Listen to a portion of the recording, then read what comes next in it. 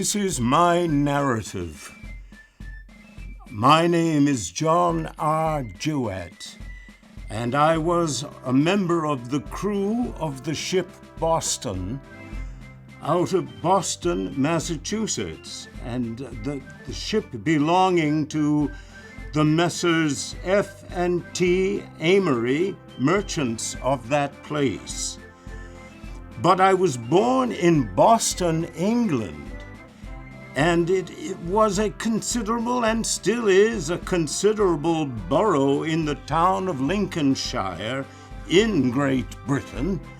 And I was born on the 21st of May, 1783. My father, Edward Jewitt, was by trade a blacksmith and esteemed among the first in his line of business in that place. At the age of 3 years, I had the misfortune to lose my mother, a most excellent woman, who died in childbed, leaving an infant daughter who, with myself and an elder brother by a former marriage of my father, constituted the whole of our family. My father, who considered a good education as the greatest blessing he could bestow on his children,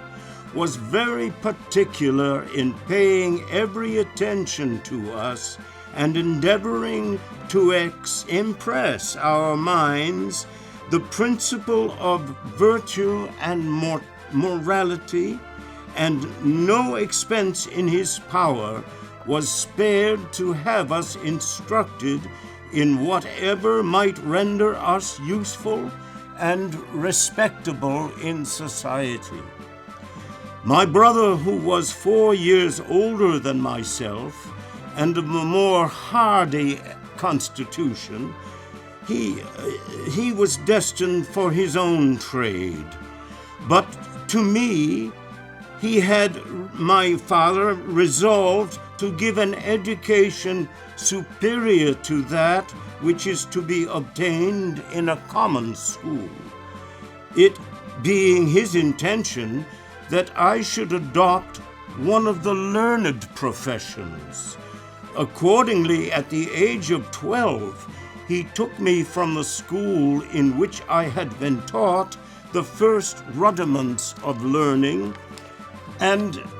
placed me under the care of Mr. Moses, a celebrated teacher of an academy at Donington, about 20 miles from Boston, in order to be instructed in the Latin language and in some of the higher branches of mathematics. I there made considerable proficiency in writing, reading, and arithmetic, and obtained a pretty good knowledge of navigation and of surveying.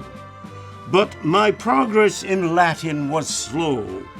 not only owing to the little inclination I felt for learning the language, but to a natural impediment in my speech, which rendered it extremely difficult for me to pronounce it, so that in a short time, with my father's consent, I wholly relinquished the study.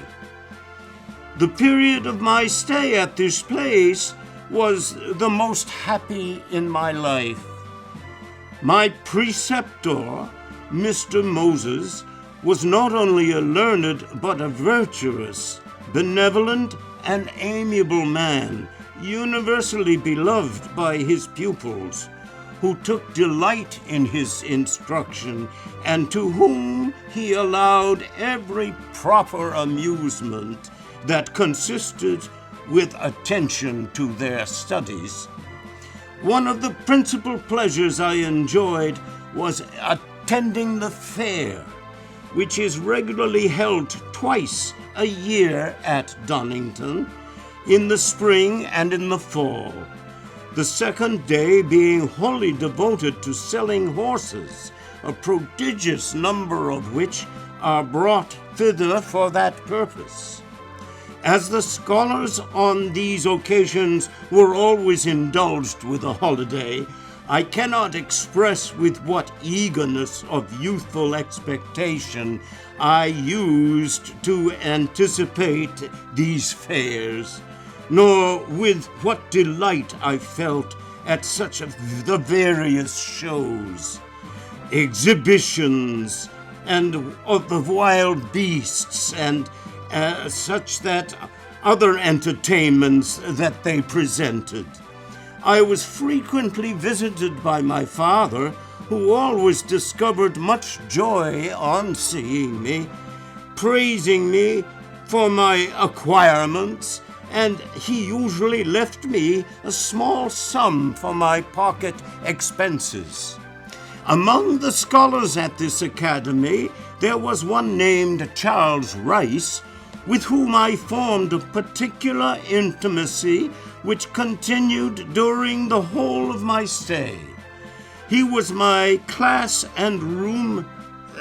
mate, and as to the town he came from, Ashby, he was more than 60 miles off. Instead of returning home, he used frequently during the vacation to go with me to Boston, where he always met with a cordial welcome from my father, who received me on these occasions with the greatest affection, apparently taking much pride in me. My friend apparently in return used to take me with him to an uncle of his in Donington, a very wealthy man who, having no children of his own, was very fond of his nephew, and on his account I was always a welcome visitor at his house. I had a good voice, and from an ear for music, to which I was always passionately attached, through my father, he encouraged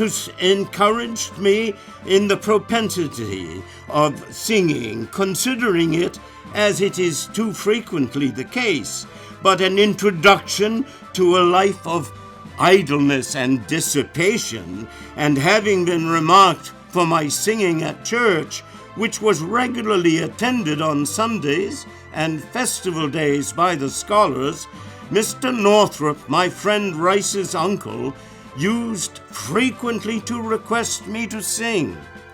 He was always pleased with my exhibitions of this kind, and it was no doubt one of the means that secured me so gracious a reception at his house.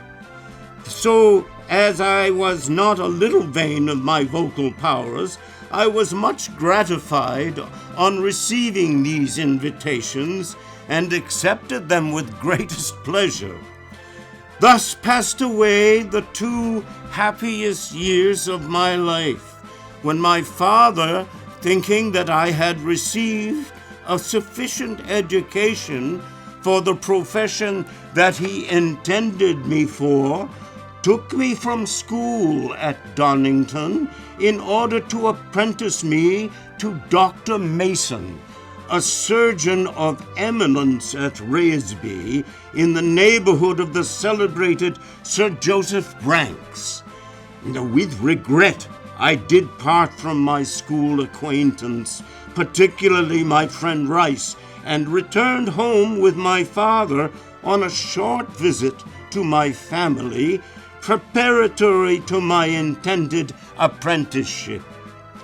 The disinclination I have ever felt for the profession my father wished me to pursue was still further increased on my return. When a child, I was always fond of being in the shop among the workmen, endeavoring to imitate what I saw them do. The disposition so far increased after my leaving the academy that I could not bear to hear the least mention made of my being apprenticed to a surgeon, and I used so many entreaties with my father to persuade him to give up this plan, and learn me his own trade, that he at last consented. More fortunate would it probably have been for me had I gratified the wishes of his affectionate parent, but in adopting the profession he had chosen for me, than thus induced him to sacrifice them to me. However it might have been, I was at length introduced into the shop, and my natural turn of mind corresponding with the employment, I became in a short time uncommonly expert at the work to which I was set. I now felt myself well contented, pleased with my occupation, and treated with much affection by my father and kindness by my stepmother, my father having once more entered into the state of matrimony with a widow much younger than himself, who had been brought up in a superior manner and was an amiable and sensible woman. About a year after I had commenced his apprenticeship, my father, finding that he could carry on his business to more advantage in Hull, removed thither with the family, an event of no little importance to me, as it in a great measure influenced my future destiny. His being one of the best ports in England of Hull, my particularly in vessel work, was employed, this naturally leading me to an acquaintance with many of the sailors on board some of the ships, and many remarkable stories they told me of their voyages and adventures, and of the manners and customs of the nations that they had seen, excited a strong wish in me to visit foreign countries, which was increased by my reading the voyages of Captain Cook and some other celebrated navigators. Thus passed the 4 years that I lived at Hull, where my father was esteemed by all who knew him as a worthy, industrious, and thriving man. And at this period a circumstance occurred which afforded me the opportunity I had for some time wished of gratifying my inclination for going abroad. According to our principal customers at Hull were the Americans who frequented the port, and from whose conversation my father, as well as myself, formed the most favorable opinion of that country, as affording an excellent field for the exertions of industry, and a flattering prospect for the establishment of a young man in life. In the summer of the year 1802, during the peace between England and France, the ship Boston, belonging to Captain John Salter, arrived at Hull, whither she came to take on a board of cargo such as goods as were wanted for the trade with the Indians on the northwest coast of America,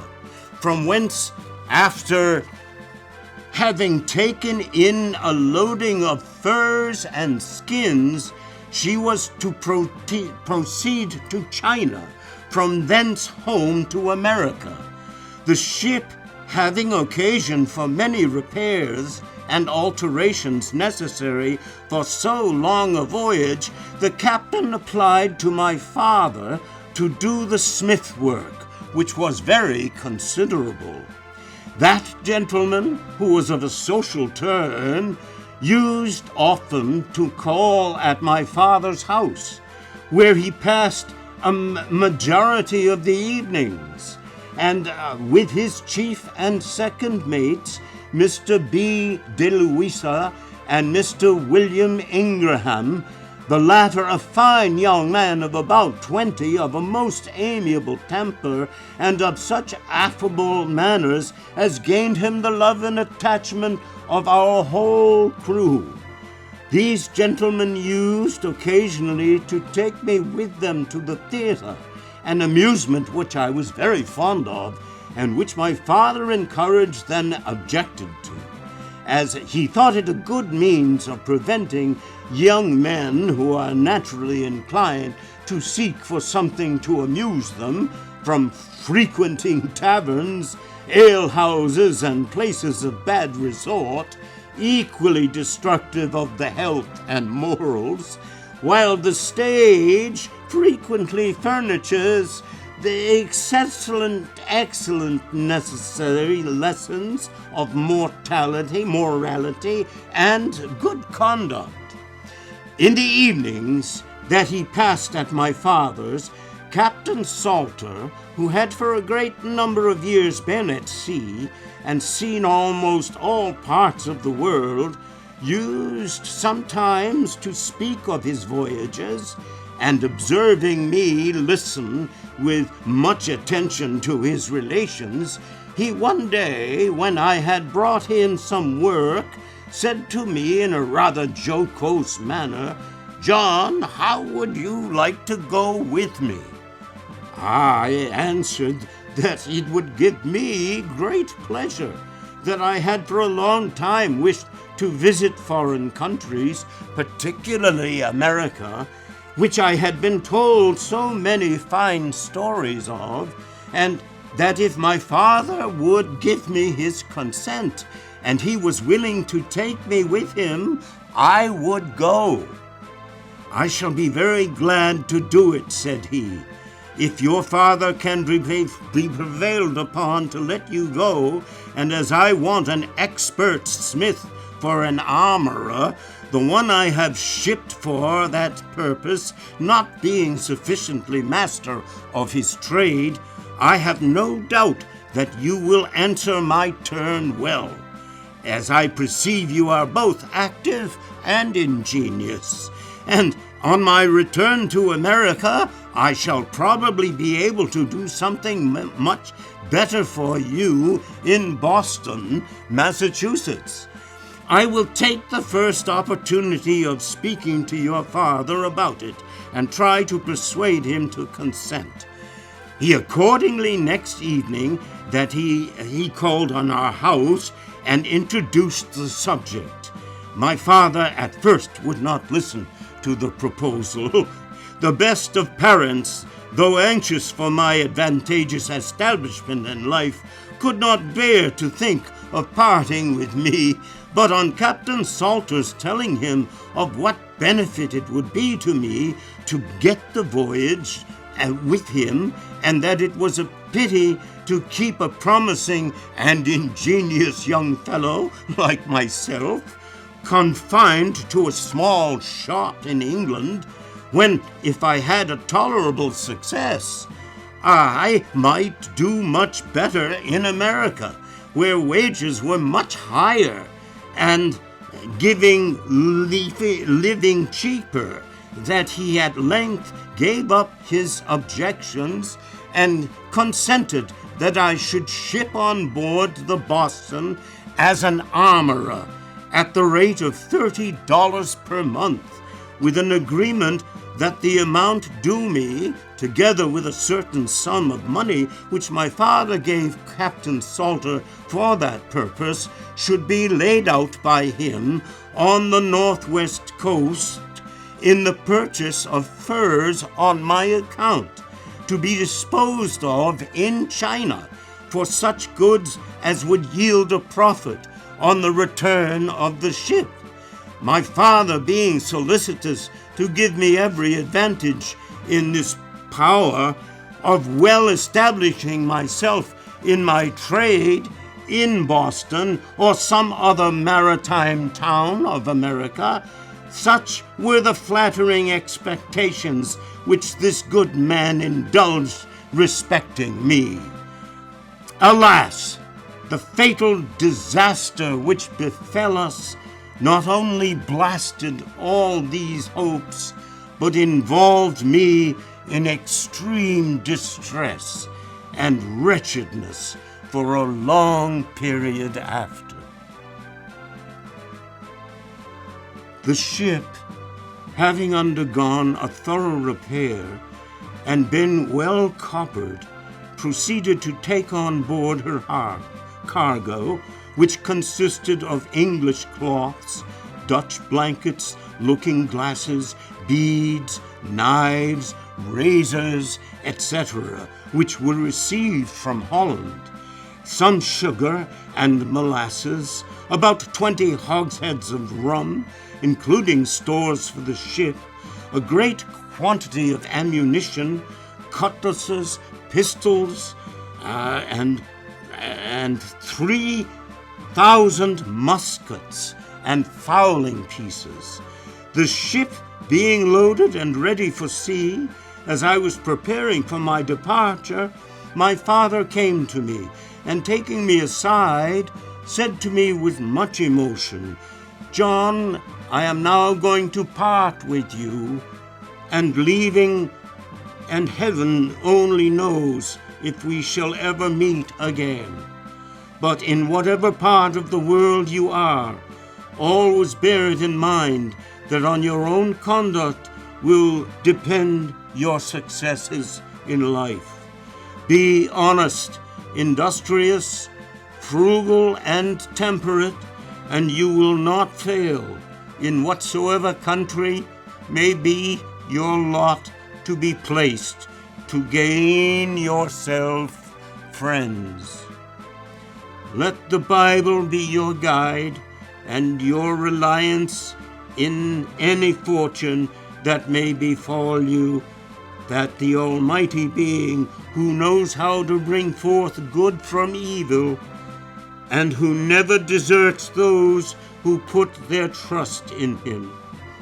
He repeated his exhortations to me to lead an honest and a Christian life, and to recollect that I had a father, a mother, a brother and sister who could not but feel a strong interest in my welfare, enjoining me to write him by the first opportunity that should offer to England, from whatever part of the world I might be in,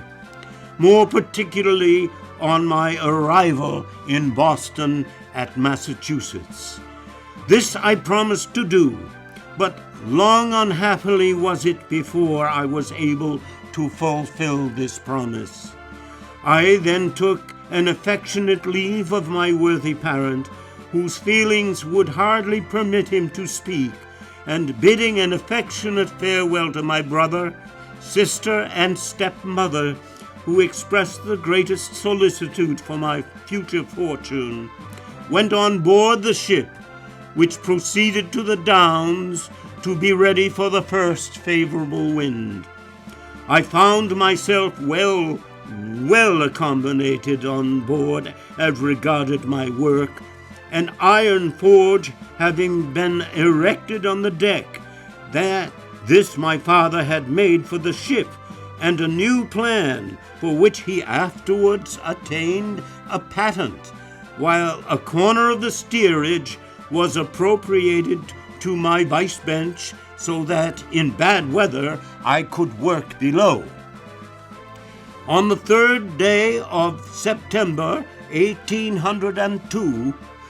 we sailed from the Downs with a fair wind, in company with 24 sail of American vessels, most of which were bound home. I was seasick for a few of the first days, but it was of short continuance, and on my recovery I found myself uncommonly in fine health and spirits, and went to work with alacrity at my forge, in putting in order some of the muskets, and making daggers, knives, and small hatchets for the Indian trade, while in wet and stormy weather I was occupied below in filing and polishing them. This was my employment, having but little to do with sailing the vessel, though I used occasionally to lend a hand in assisting the seamen in taking in or making of the sail. As I had never before been out of sight of land, I cannot describe my sensations after I had recovered from the distressing effects of seasickness, of viewing the mighty ocean by which I was surrounded, bounded only by sky, while its waves, rising in mountains, seemed every moment to threaten our ruin. Manifest as the hand of Providence in preserving its creatures from destruction, in no instance is it more so than of the great deep. For whether we consider it in its tumultuary motions, the watery deluge that each moment menaces to overwhelm us, the immense violence of its shocks, the little that interposes between us and death, a single plank forming our only security, which, should it unfortunately be loosened, would plunge us at once into the abyss. Our gratitude ought strongly to be excited towards the superintending deity who in so wonderful a manner sustains our lives amid the waves.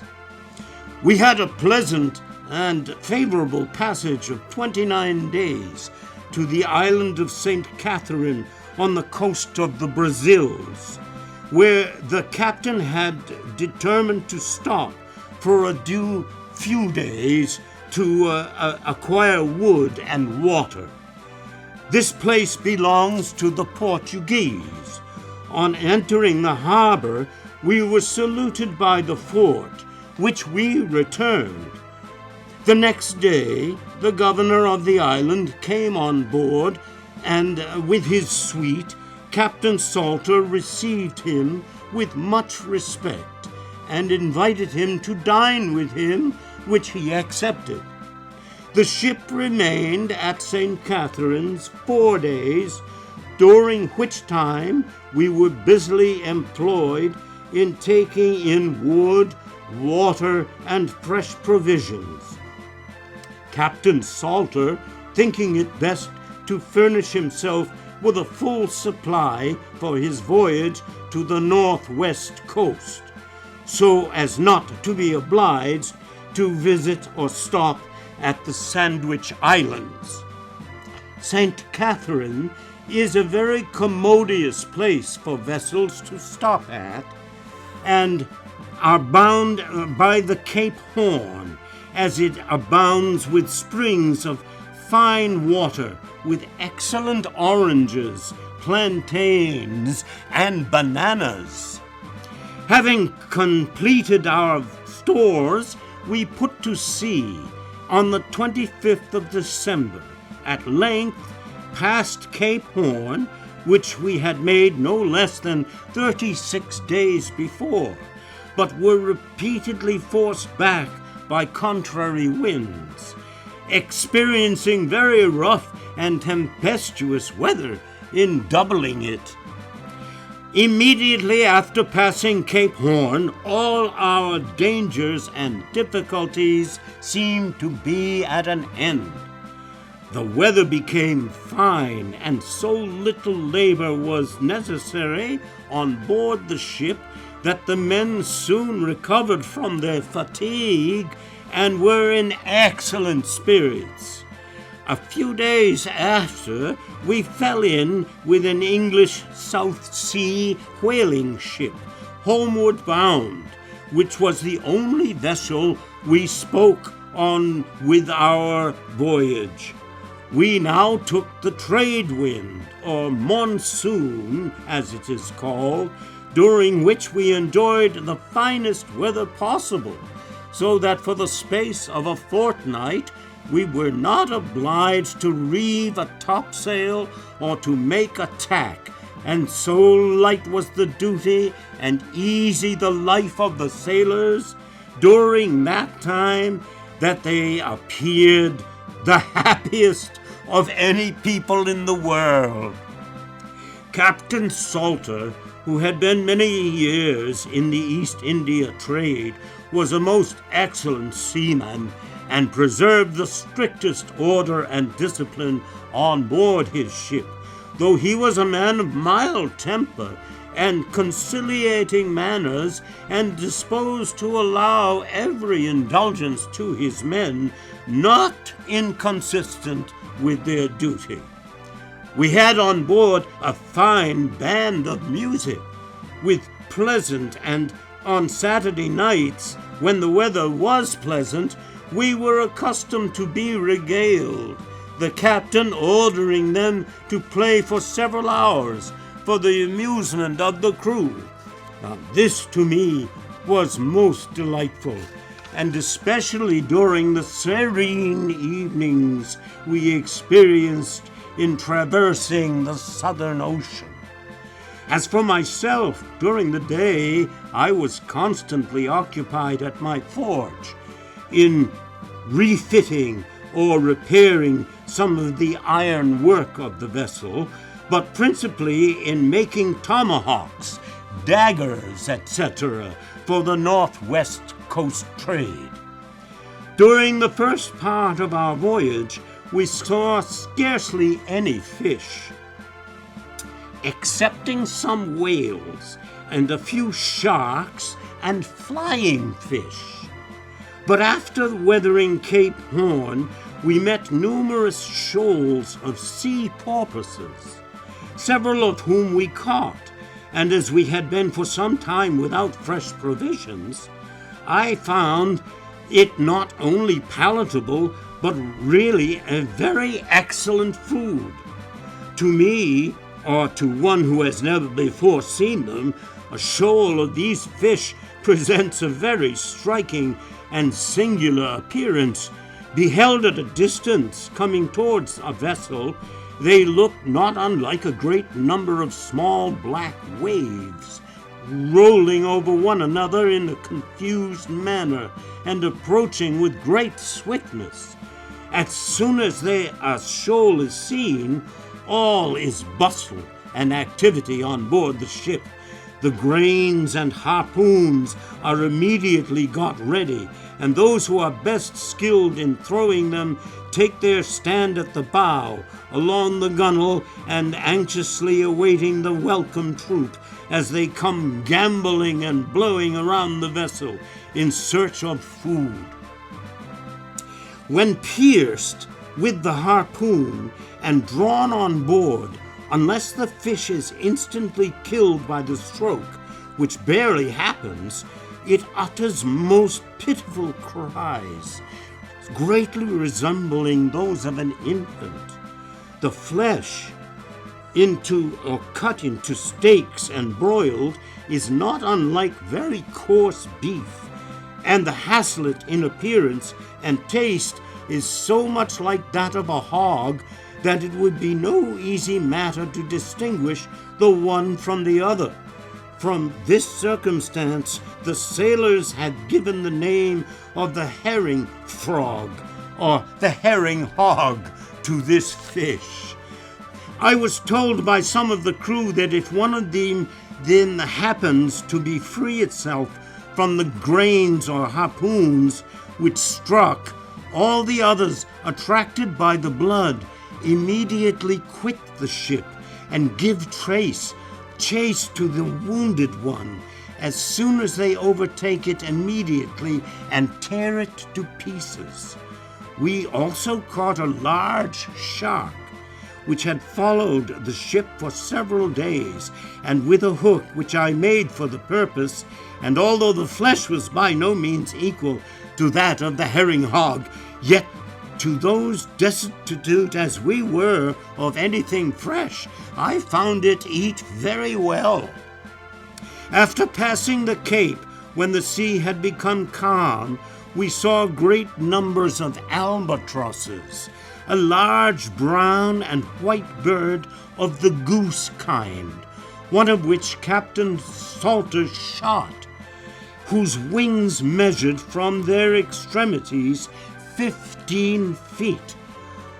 One thing, however, I must not mention, or must not forget mentioning, as it struck me in a most singular, extraordinary manner. This was that on passing Cape Horn in December, which was midsummer in that climate, the nights were so light, without any moon, that we found no difficulty whatever in reading small print, which we frequently did on our watches. In this manner, with a fair wind and easy weather from the 28th of December, the period of our passing Cape Horn, we pursued our voyage to the northward until the 12th of March, 1803, when we made Woody Point in Nootka Sound on the northwest coast of America. We immediately stood up to the sound for Nootka, where Captain Salter had determined to stop, in order to supply the ship with wood and water before proceeding up the coast to trade. But in order to avoid the risk of any molestation or interruption to his men from the Indians, while thus employed, he proceeded with the ship about 5 miles to the northward of the village, which is situated on Friendly Cove, and sent out his chief mate with several of the crew in the boat to find a good place for anchoring her. After sounding for some time, they returned with information that they had discovered a secure place for anchorage on the western side of the inlet, or small bay, about half a mile from the coast, near a small island which protected it from the sea, and where there was plenty of wood and excellent water. The ship accordingly came to anchor in this place at 12 o'clock at night, in 12-fathom water, muddy bottom, and so near the shore that to prevent the ship from winding or working toward the shore, we secured her by a hawser to the trees. On the morning of the next day, the 13th, several of the natives came on board in a canoe from the village of Nootka with their king called Makina, who appeared much pleased on seeing us, and with great seeming cordiality welcomed Captain Salter and his officers to his country. As I have never before held or beheld a savage of any nation, it may really be supposed that the novelty of their appearance, so different from any people that I had hitherto had seen, excited in me strong feelings of surprise and curiosity. I was, however, particularly struck with the looks of their king, who was a man of dignified aspect, about 6 feet in height, and extremely straight and well proportioned. His features were in general good, and his face was rendered remarkable by a large Roman nose, a very uncommon form of feature among these people. His complexion was of a dark copper hue, though his face, legs, and arms were on this occasion so covered with red paint that their natural color could scarcely be perceived.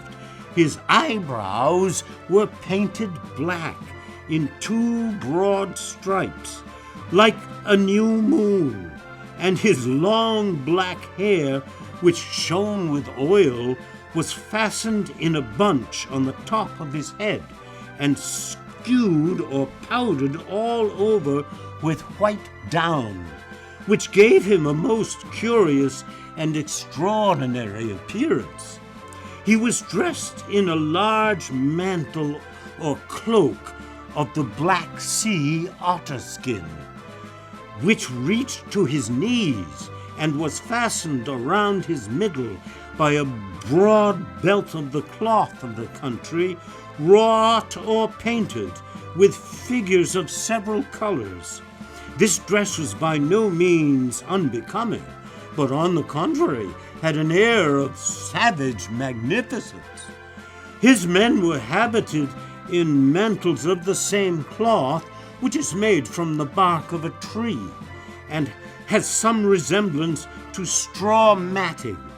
These are nearly square and have 2 holes in the upper part, large enough to admit the arms, and they reach as low as the knees and are fastened around their bodies with a belt about 4 inches broad of the same cloth. From his having visited the English and American ships that traded to the coast, Makina had learned the signification of a number of English words, and in general could make himself pretty well understood by us in our own language. He was always the first to go on board such ships as came to Nootka, and he was as much pleased in visiting them, even when he had no trade to offer, as he almost always received some small present and was in general extremely well treated by the commanders of the ships. He remained on board of us for some time, during which the captain took him into the cabin and treated him with a glass of rum, and these people are being very fond of distilled spirits, and some biscuit and molasses, which they prefer to any kind of food that we else can offer them. As there are seldom many furs to be purchased at this place, and it was not fully the reason or the season for Captain Salter that had put in here for so much with an expectation of trading as to procure an ample stock of wood and water for the supply of the ship on board the coast, and thinking it more prudent to take it on board at Nootka from the generally friendly disposition of the people there, than to endanger the safety of his men in sending them inshore for that purpose among the more ferocious natives to the north. With this view, we immediately set about getting our water casks in readiness, and the next and 2 succeeding days part of the crew was sent on ashore to cut pine timber and assist the carpenter in making it into yards and spars for the ship, while those on board were employed in refitting the rigging and repairing the sails, etc., which we proceeded to take in as wood and water as expeditiously as possible, during which time I kept myself busily employed in repairing the muskets and making knives and tomaxes, etc., and doing such ironwork as was wanted for the ship. Meantime, more or less of the natives came on board of us daily,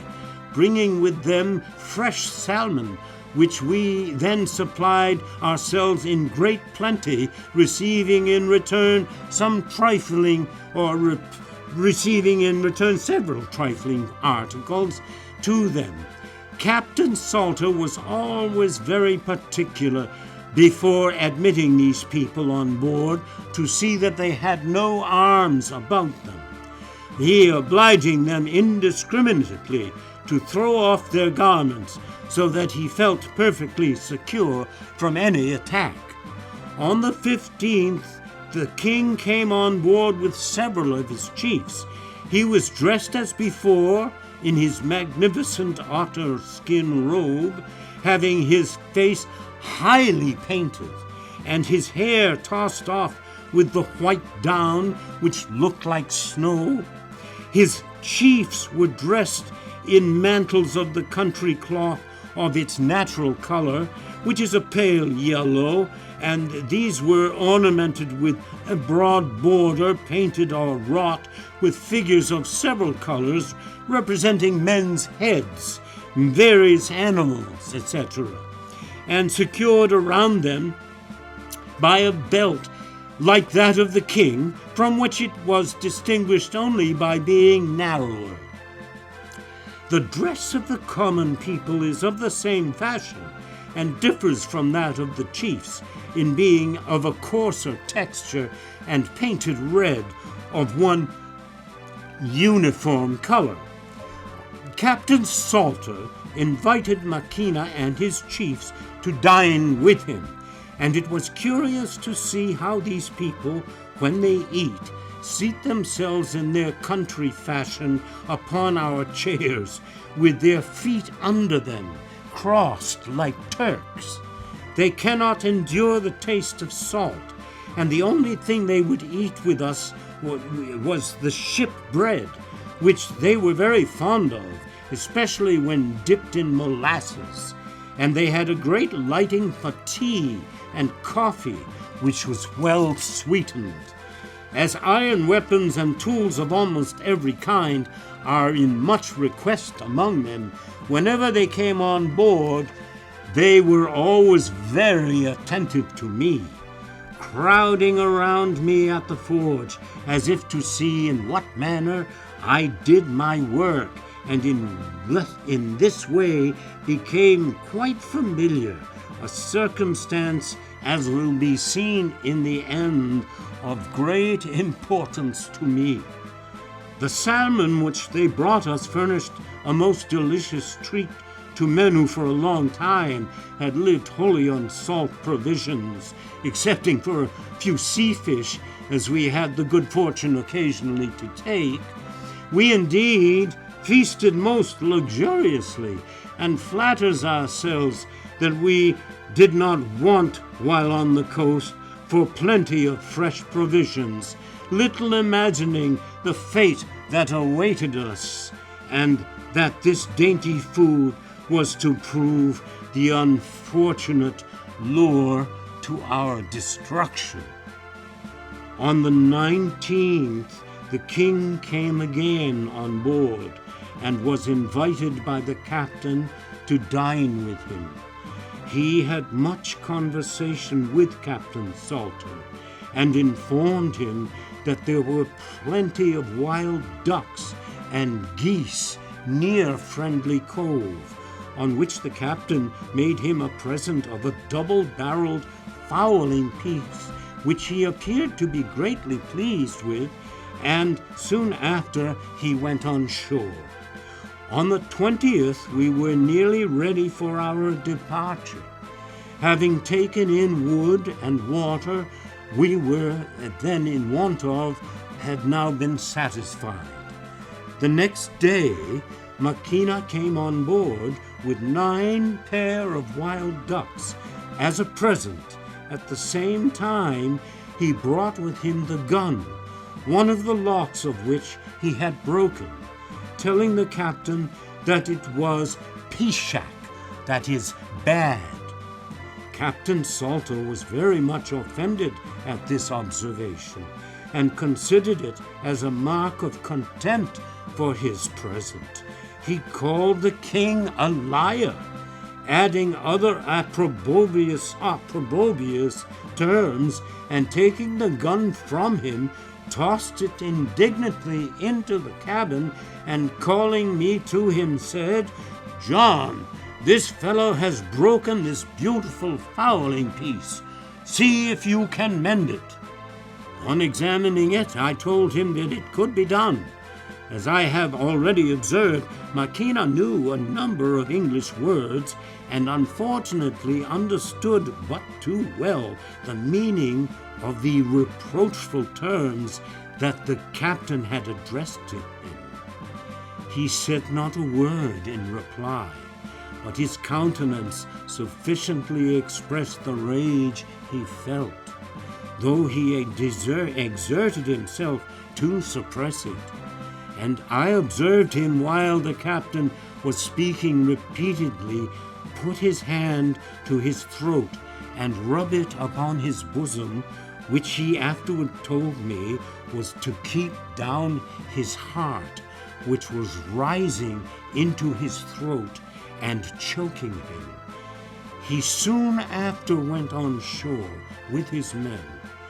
evidently much discomposed. On the morning of the 22nd, the natives came off to us as usual with salmon and remained on board.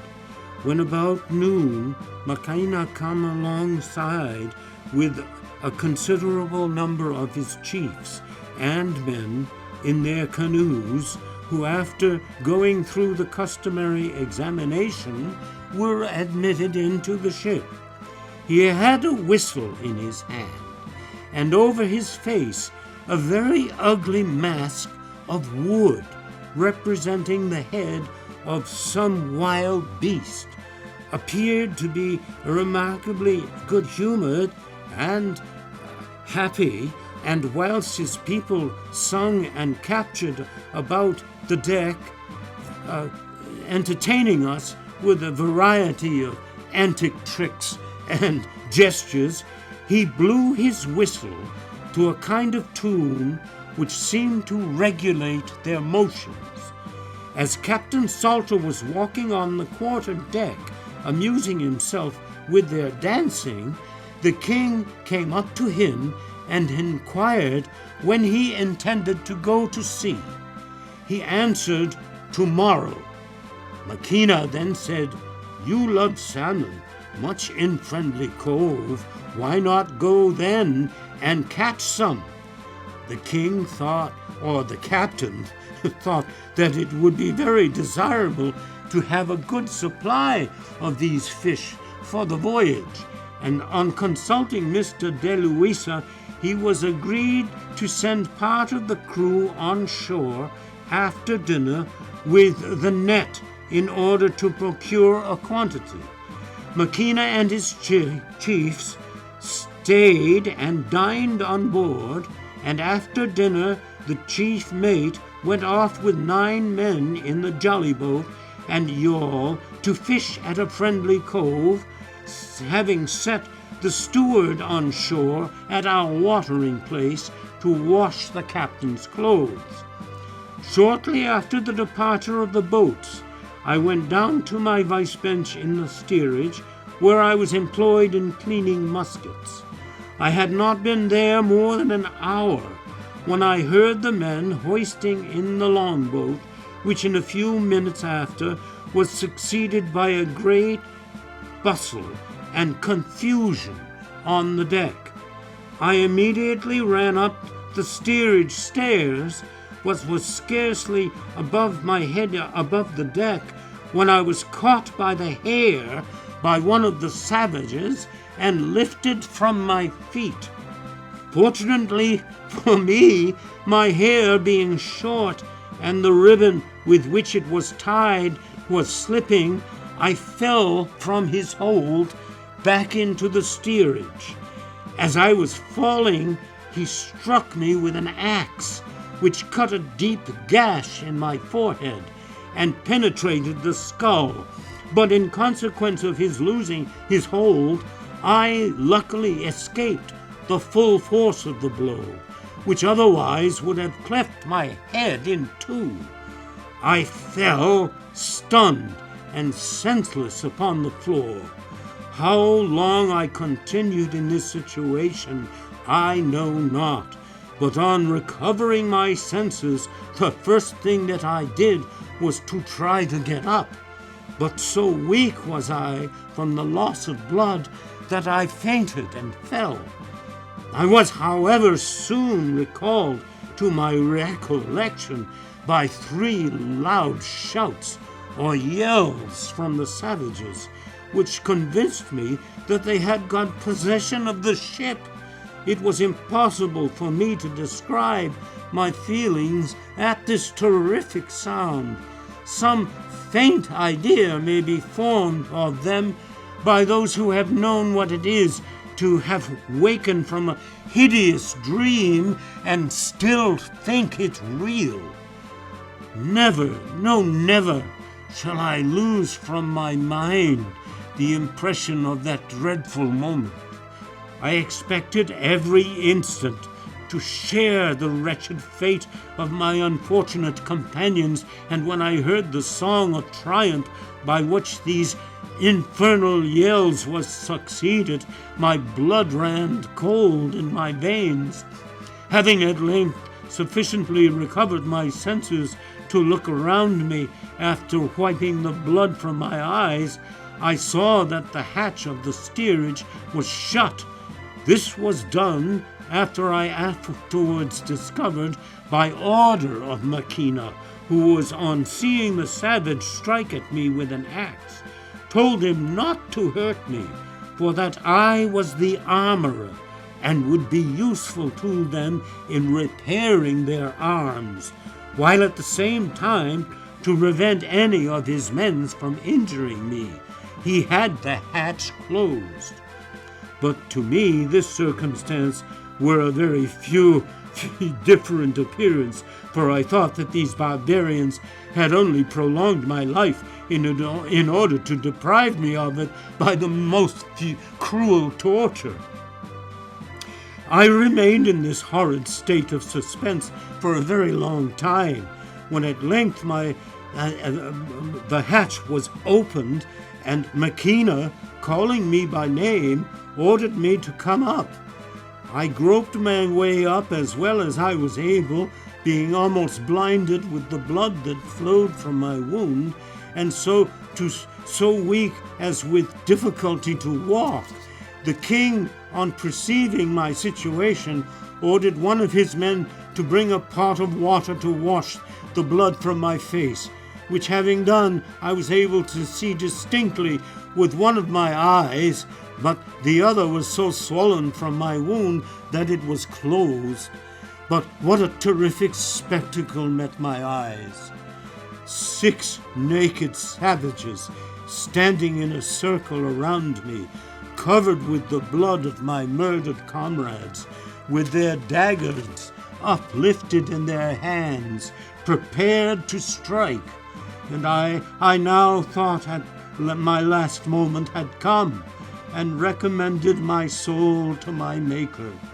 The king, who, as I have already observed, knew enough of English to make himself understood, entered the circle, and placing himself before me, addressed me nearly in the following words: "John, I speak. You no say no. You say no. Daggers come." He then asked me if I would be his slave during my life, if I would fight for him in his battles, if I would repair his muskets and make daggers and knives for him, with several other questions. Then he told me that he would spare my life, and ordered me to kiss his hands and feet to show my submission to him, which I did. In the meantime, his people were very clamorous to have me put to death, so that there should be none of us left to tell our story to our countrymen and to prevent them from coming to trade with them. But the king, in the most determined manner, opposed their wishes, and to his favor I am wholly indebted for my being yet among the living. As I was busy at work at the time of the attack, I was without my coat,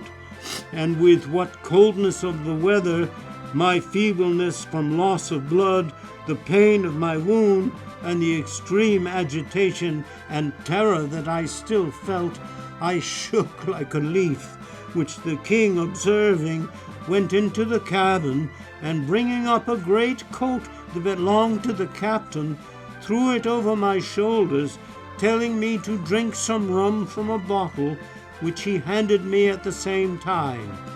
giving me to understand that it would be good for me and keep me from trembling as I did. I took a draught of it, after which, taking me by the hand, he led me to the quarter-deck,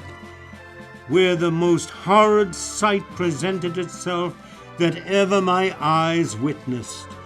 The heads of our unfortunate captain and his crew, to the number of 25, were all arranged in a line, and Makina, ordering one of his people to bring a head, asked me whose it was. I answered, "The captain's." In like manner the others were showed me, and I told him the names, excepting a few that were so horribly mangled that I was not able to recognize them. I now discovered that all our unfortunate crew had been massacred, and learned that after getting possession of the ship, the savages had broke open the arm chest and magazine, and supplying themselves with ammunition and arms, sent a party on shore to attack our men who had gone thither to fish, and being joined by numbers of the village, without difficulty overpowered and murdered them, and cutting off their heads, brought them on board, and after throwing their bodies into the sea.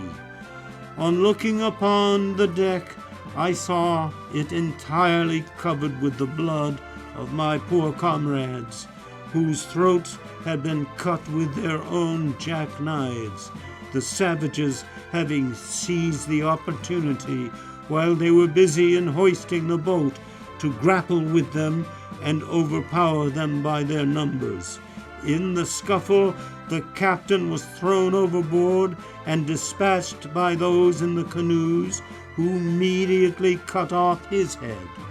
What I felt on this occasion may be more readily conceived than expressed. After I had answered his questions, Makina took my silk handkerchief from my neck and bound it around my head, placing over the wound a leaf of tobacco, which he had on quantity on board, and this was done at my desire, as I had often from personal experience the benefit of this application to cuts. Makina then ordered me to get the ship under way for Friendly Cove. This I did by cutting the cables and sending some of the natives aloft to loose the sails, which they performed in a very bungling manner, but they succeeded so far in loosing the jib and topsails that with the advantage of a fair wind, I succeeded in getting the ship into the cove, where by order of the king I ran her ashore on a sandy beach at about 8 o'clock at night. We were received by the inhabitants of the village, the men, the women, and the children, with loud shouts of joy and a most horrible drumming with sticks upon the roofs and sides of their houses, in which they had also struck a number of lighted pine torches to welcome their king's return and congratulate him on the success of his enterprise. Makina then took me on shore to his house, which was very large and filled with people, where I was received with much kindness by the women, especially and particularly those belonging to the king, who had no less than 9 wives, all of whom came around me expressing much sympathy for my misfortune, gently stroking and patting my head in an encouraging and soothing manner with words expressive of condolence. How sweet is compassion, even from savages! Those who have been in a similar situation can truly appreciate its value. In the meantime, All the warriors of the tribe, to the number of 500, had assembled at the king's house to rejoice for their success.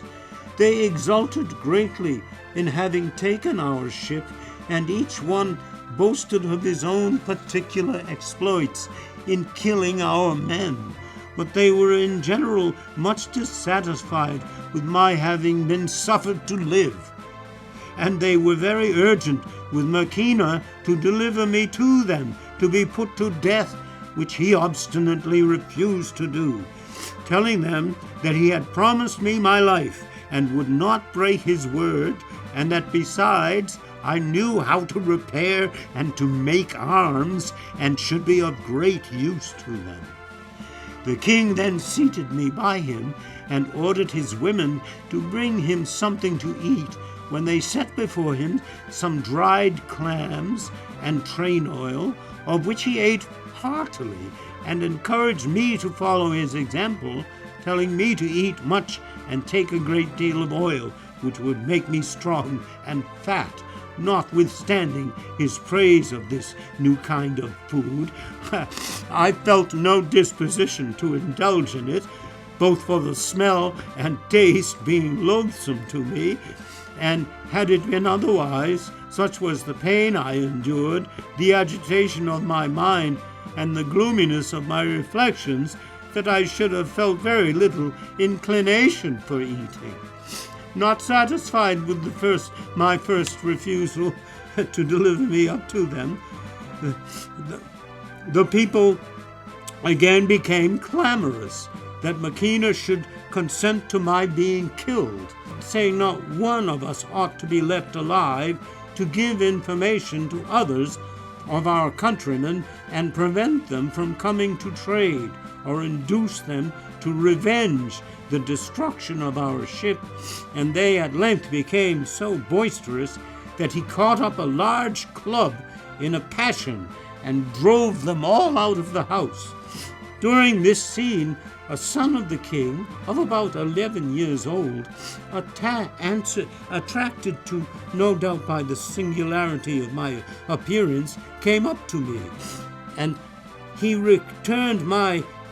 attentions with much apparent pleasure, and considering this as a fortunate opportunity to gain the goodwill of the father, I took the child on my knee, and cutting the metal buttons off of my coat I had on, I tied them around his neck. At this he was highly delighted, and became so much attached to me that he would not quit me. The king appeared much pleased with my attention to his son, and telling me that it was time to go to sleep, directed me to lie next to all the rest to him as well, and he said he was afraid lest some people of his people would come while he was asleep and kill me with their daggers. I obeyed.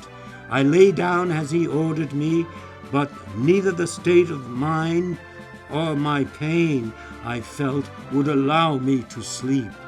About midnight, I was greatly alarmed by the approach of one of the natives, who came to give information to the king that there was one of the white men alive who had knocked him down as he went on board the ship at night.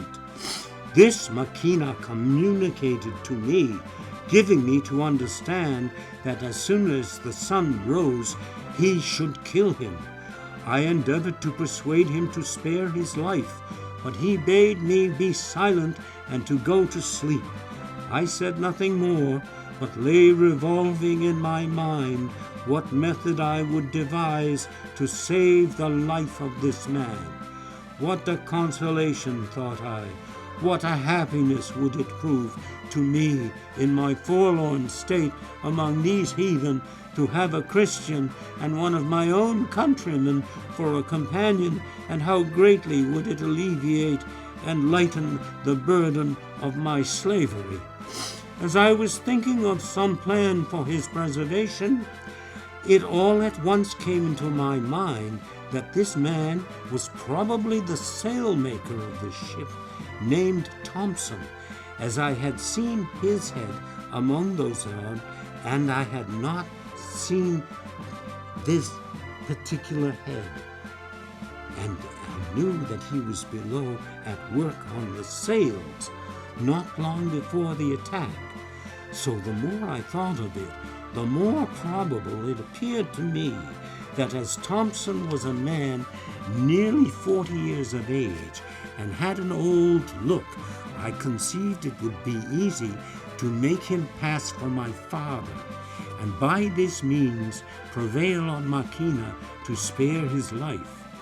Towards morning I fell into a doze, but was awakened with the first beams of the sun by the king, who told me that he was going to kill the man who was on board the ship, and ordered me to accompany him. I rose and followed him, leading with me the young prince, his son. On coming to the beach, I found all the men of the tribe assembled. The king addressed them, saying that one of the white men had been found alive on board the ship, and requested their opinion as to saving his life or putting him to death. They were unanimously for the first. This determination he made known to me. Arranging my plan, I asked him, pointing to the boy, whom I still held by the hand, if he loved his son, and he answered that he did. I then asked the child if he loved his father, and on applying to the affirmative, I said, I also love mine. I then threw myself on my knees at Makina's feet and implored him with tears in my eyes to spare my father's life if the man on board should prove to be my father, telling him that if he killed my father, it was my wish that he should kill me too, and that if he did not, I would kill myself, and that he would thus lose my services. Whereas by sparing my father's life, he would preserve mine, which would be of great advantage to him by my repairing and making his arms for him. Makina appeared moved by my entreaties, and promised not to put the man to death if he should be my father. He then explained to his people what I had said, and ordered me to go on board and tell the man to come on shore. To my unspeakable joy, on going into the hold, I found that my conjecture was true. Thompson was there. He had escaped without injury, excepting a slight wound in the nose given him by one of the savages with a knife as he attempted to come on deck during the scuffle. Finding the savages in possession of the ship, as he afterwards informed me, he secreted himself in the hold, hoping for some chance to make his escape,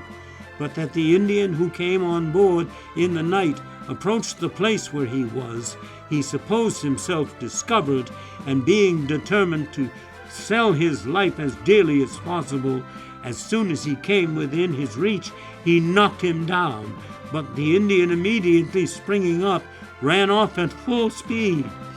I informed him in a few words that all our men had been killed, that the king had preserved my life, and that he had consented to spare his on the supposition that he was my father, an opinion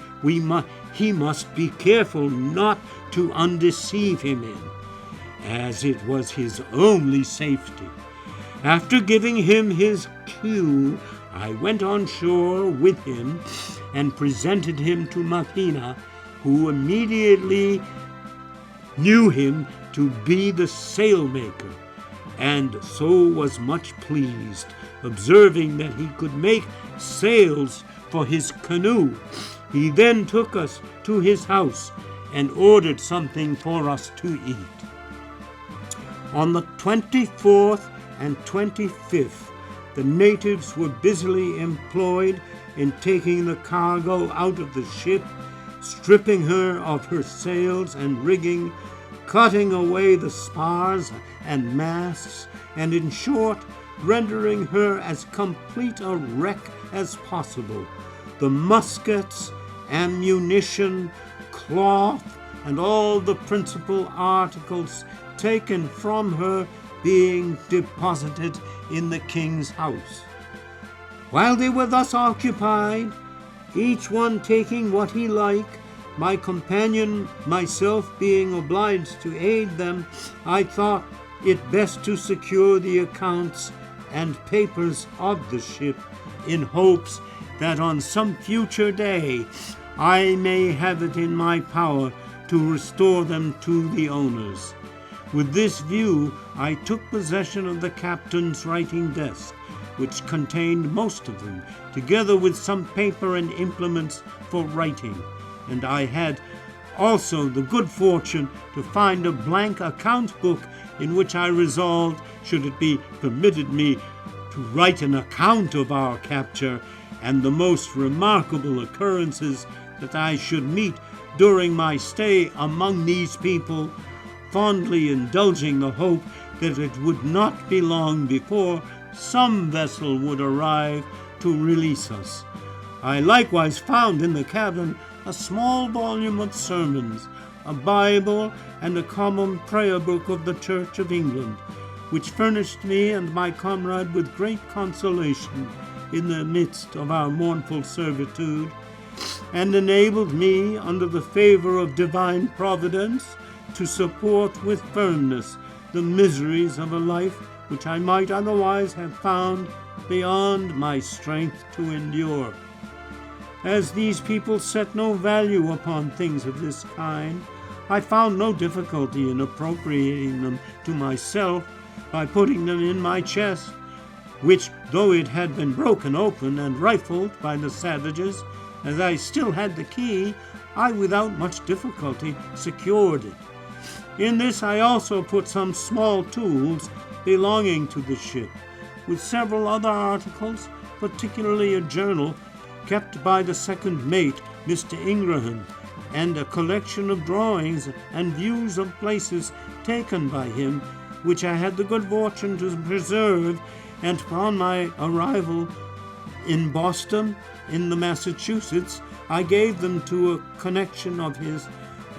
in the Honorable Judge Dawes, who sent them to his family in New York. On the 20th, 2 ships were seen standing up for Friendly Cove. At their first appearance, the inhabitants were thrown into great confusion,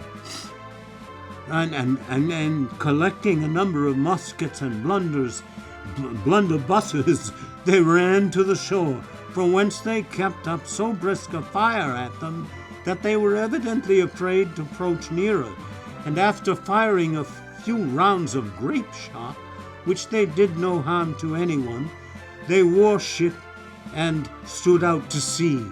These ships, and afterwards I learned, were the Mary and the Juno of Boston in Massachusetts.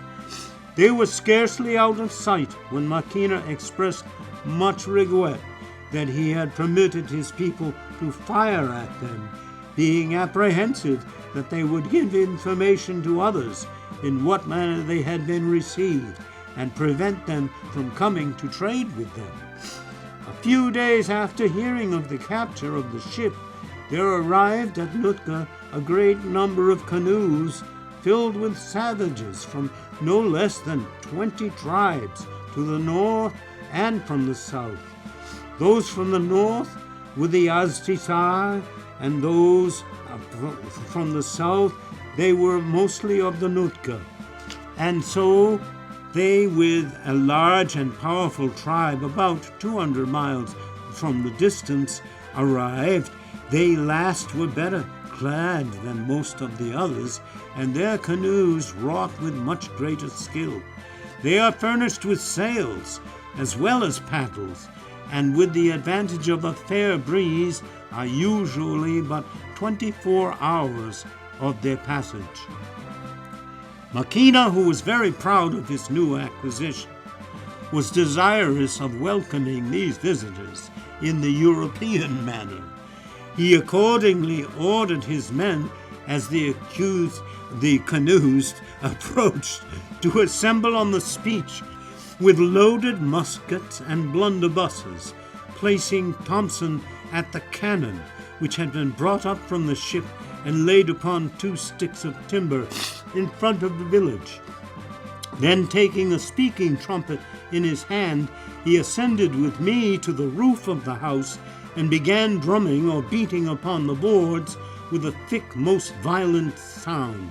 Nothing could be more ludicrous than the appearance of this motley group of savages collected on the shore, dressed as they were, with their ill-gotten fancy, the most fantastic manner, and some of them in women's smocks taken from our cargo, others in cloaks of red, blue, or yellow, and broadcloth stockings drawn over their heads, and their necks hung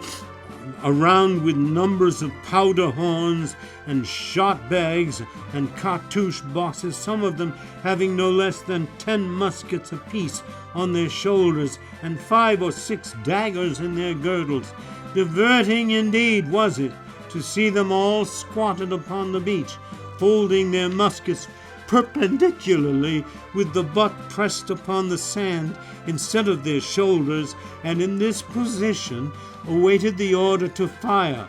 Makina at last called to them with his trumpet to fire, which they did in a most awkward and timid manner, with their muskets hard pressed upon the ground, as above mentioned. At the same moment, the cannon was fired by Thompson, immediately on which they threw themselves back and began to roll and tumble over the sand as if they had been shot, when suddenly springing up, they began a song of triumph, and running backward and forward upon the shore with the wildest gesticulations, boasted of their exploits and exhibiting their trophies with what they had taken from us. Notwithstanding the unpleasantness of my situation and the feelings that the display of our spoils excited, I could not avoid laughing at the strange appearance of these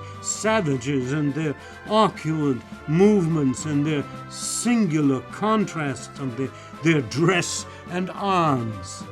And when the ceremony was concluded, Makina invited the strangers to a feast at his house, consisting of whale blubber, smoked herring, spawn, dried fish, train oil, of which they ate most plentifully. The feast being over, the trays of which they eat and other things were immediately removed to make room for the dance, which was to close the entire entertainment. This was performed by Makina's son, the young prince, whom I have already spoken of in the following manner. 3 of the principal chiefs, dressed in their otter-skin mantles, which they wore only on extraordinary occasions and at festivals, and having their heads covered with the white down and their faces highly painted, came forward into the middle of the room, each furnished with a bag filled with the white down, which they scattered around in such a manner as to represent a fall of snow. These were followed by the young prince, who was dressed in a long piece of yellow cloth wrapped loosely around him and decorated with small bells, with a cap on his head, to which was fastened a curious mask in the imitation of a wolf's head, while the rear was brought up by the king himself in his robe of skin otter, with a small whistle in his mouth and a rattle in his hand, with which he kept time to a sort of tune of his whistle. After passing rapidly in this order around the house, each of them seated himself except the prince, who immediately began his dance, which principally consisted in springing up into the air in a squat posture and constantly turning round on his heels with great swiftness in a very narrow circle. This dance, with a few intervals of rest, was continued for about 2 hours, during which the chief kept up a constant drumming with sticks of about a foot length on a long hollow plank, which was a very noisy and most doleful kind of music. This they accompanied with songs, and the king himself acting as chorister, while the women applauded each feat of activity in the dancer by repeating the words wata, wata, tai, tai. That is good, very good. And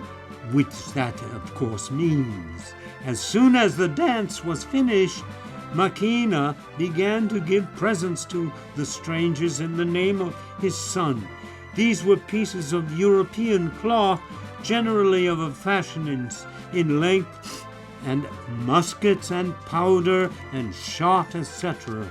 Whenever he gave anything to any of them, they had a peculiar manner of snatching it from him with a very stern and surly look, repeating each time the words watash, watash teyi. This I understood to be their custom, and was considered as a compliment, which if omitted, we supposed as a mark of disregard for the present. On this occasion, Makina gave away no less than 100 muskets, the same number of looking glasses, 400 yards of cloth,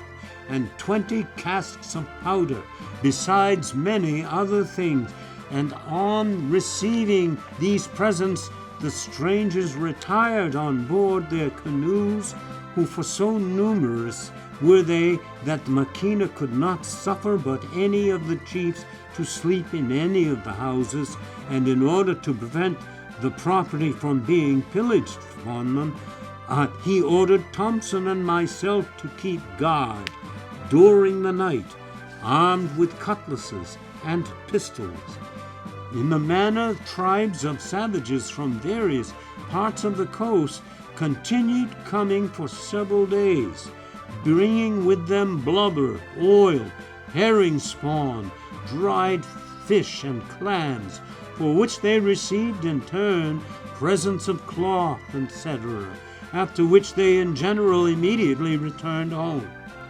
I observed that very few, if any of them, except the chief, had arms, which I afterwards learned is the custom with these people whenever they come upon a friendly visit or to trade, in order to show on their approach that their attentions and intentions are pacific. Early on the morning of the 18th, the ship was discovered to be on fire. This was owing to one of the savages having gone on board with a firebrand at night for the purpose of plunder, some sparks of which fell into the hold, and such communicating with some combustibles soon enveloped the whole ship in flames. The natives regretted the loss of the ship the more as a great part of her cargo still remained on board. To my companion and myself, it was a most melancholy sight, for with her disappeared from our eyes every trace of a civilized country. But the disappointment we experienced was still more severely felt, for we had calculated on having the provision to ourselves, which would have furnished us with a stock for years, as whatever is cured with salt, together with most of our other articles of food, are never eaten by these people. I had luckily saved all my tools excepting the anvil and the bellows, which was attached to the forge, and from their weight had not been brought on shore. We had also the good fortune, in looking over what had been taken from the ship, to discover a box of chocolate and a case of port wine, which were, as the Indians were not fond of, proved a great comfort to us for some time, and from one of the natives I obtained a nautical almanac, which he had taken from the captain's cabin, and which was of great use to me in determining the time. About 2 days after, on examining their booty, the savages found a tierce of rum, which they were highly delighted with, as they have become very fond of spirituous liquors since their intercourse with the whites. This was toward the evening, and Maquina, having assembled all the men at his house, gave a feast at which they drank so freely of the rum